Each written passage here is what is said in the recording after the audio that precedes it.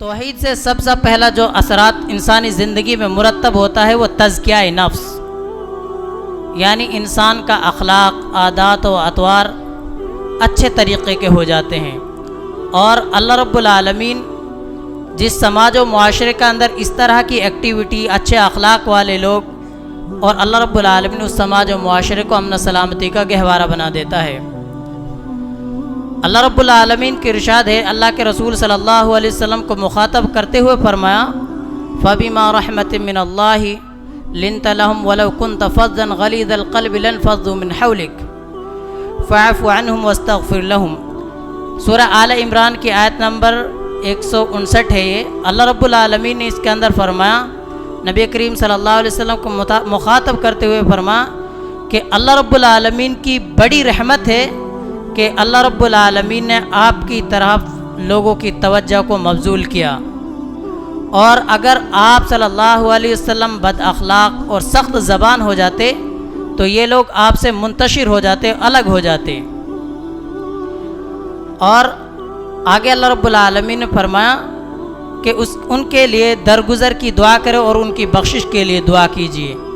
یعنی یہ تعلیمات اللہ رب العالمین نے نبی کریم صلی اللہ علیہ وسلم کو دی کہ اگر انسان بد زبان ہوتا ہے، بد اخلاق ہوتا ہے تو لوگ اس کے پاس آتے نہیں ہیں، لیکن اللہ رب العالمین نے نبی کریم صلی اللہ علیہ وسلم کو مخاطب کرتے ہوئے یہی بات بتلائی ہے کہ آپ نرم مزاج، اچھے اخلاق والے، اچھے کردار والے ہیں، اسی لیے لوگ آپ کے پاس جمع ہوئے۔ اگر آپ بد اخلاق ہو جاتے، کیریکٹر لیس ہو جاتے تو لوگ اس کے پاس جمع نہیں ہوتے۔ عقیدہ توحید باعث عزت ہے۔ جن لوگوں نے اللہ کے رسول صلی اللہ علیہ وسلم کی تعلیمات کو مانا، اللہ رب العالمین کو اس کی ذات و صفات میں یکتا اور تنہا جانا، اللہ رب العالمین ایسے لوگوں کو اس دنیا کے اندر بھی عزت عطا فرمانے والا ہے، اور آخرت کے اندر بھی اللہ رب العالمین ان کو عزت عطا فرمانے والا ہے۔ اس دنیا میں ہر کوئی چاہتا ہے کہ اس کو عزت کے ساتھ پکارا جائے، عزت کے ساتھ بلایا جائے، چاہے وہ کس چھوٹا ہو یا بڑا، ہر کوئی شخص یہ چاہتا ہے کہ مجھے عزت کے ساتھ لوگ مخاطب کریں۔ اگر آپ چاہتے ہیں کہ آپ کو حقیقی عزت مل جائے اس دنیا میں بھی اور آخرت کے اندر بھی، تو عقیدہ توحید کو مضبوط کر لیجئے اور اللہ رب العالمین سے اپنا رشتہ مضبوط کر لیجئے، کیونکہ انسان کی کامیابی و کامرانی توحید کے اندر اللہ رب العالمین نے مضمر رکھی ہے۔ اللہ تعالیٰ نے توحید و ایمان کی شرط کے ساتھ عزت و سربلندی کو ذکر کرتے ہوئے فرمایا، وَلَا تَحِنُوا وَلَا تَحْزَنُوا وَأَنْتُمُ الْأَعْلَوْنَ إِن كُنتُم مُؤْمِنِينَ، کہ نہ کمزور بنو، نہ غمزدہ ہو، تم لوگ ہی سربلند رہو گے، وَأَنْتُمُ الْأَعْلَوْنَ إِن كُنتُم مُؤْمِنِينَ، اگر تم ایمان والے ہو۔ اللہ رب العالمین نے اس آیت کریمہ کے اندر ایک کنڈیشن لگائی ہے خالی، کہ اگر تم ایمان والے ہو تو تم ہی سربلند رہو گے۔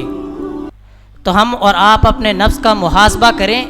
کہ ہم کتنا ایمان کو فالو کر رہے ہیں اور کتنی ہم اپنی زندگی میں کتاب و سنت کے مطابق زندگی گزار رہے ہیں۔ آپ اس طائرانہ نظر دوڑائیں اس دنیا کے اندر تو مسلمان محکوم نظر آ رہے ہیں،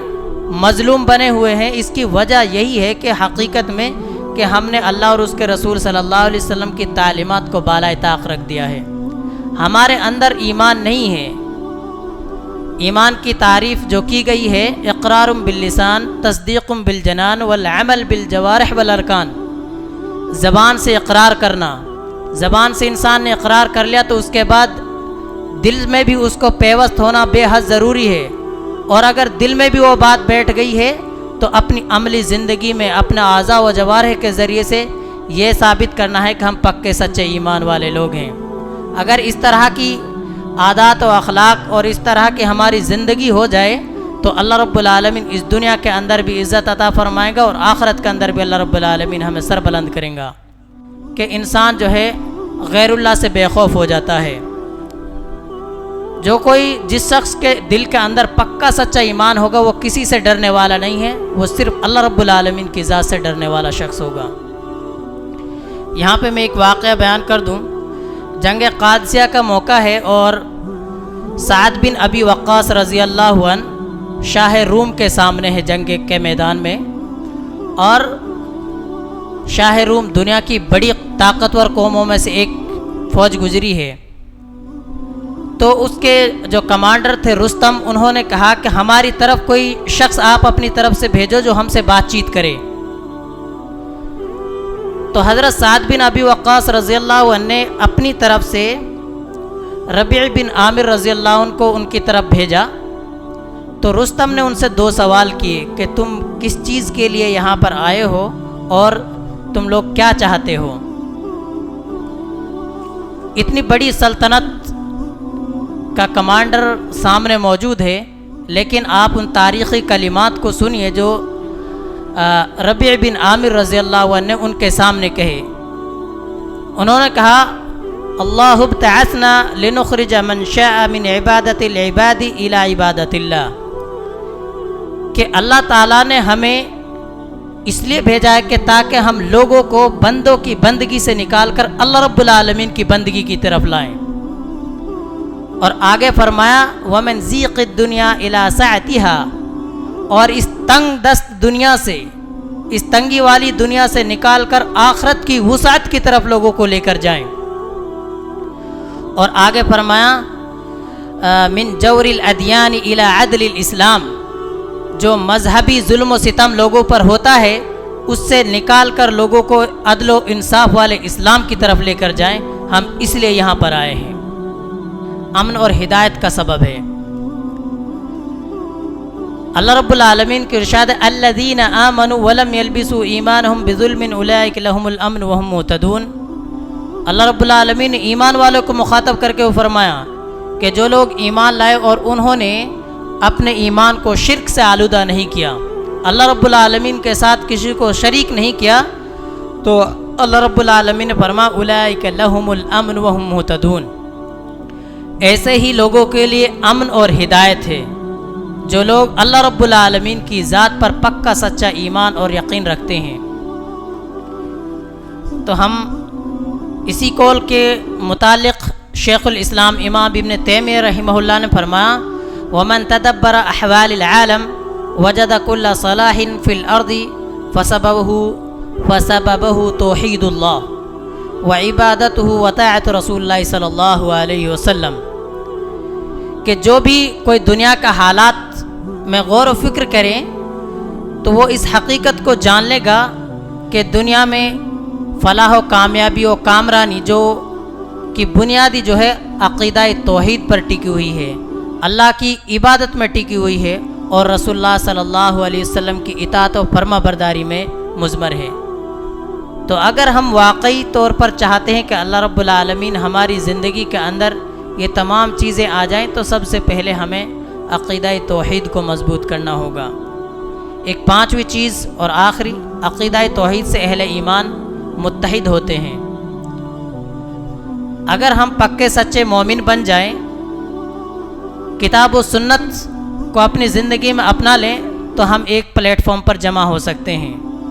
جو آج مسلمان ہم منتشر ہو چکے ہیں اور باطل لوگ منہ پھاڑے ہوئے ہم کو کھانے کے لیے بالکل تیار ہیں، اگر ہم متحد ہو جائیں، یکجا ہو جائیں، کتاب و سنت کی طرف پلٹ آئیں، تو اللہ رب العالمین کی ذات سے مجھے قوی امید ہے کہ کوئی بھی مسلمانوں کی طرف انگلی نہ اٹھا سکے گا۔ آپ اللہ کے رسول صلی اللہ علیہ وسلم کے دور میں جائیں، جب اسلام آیا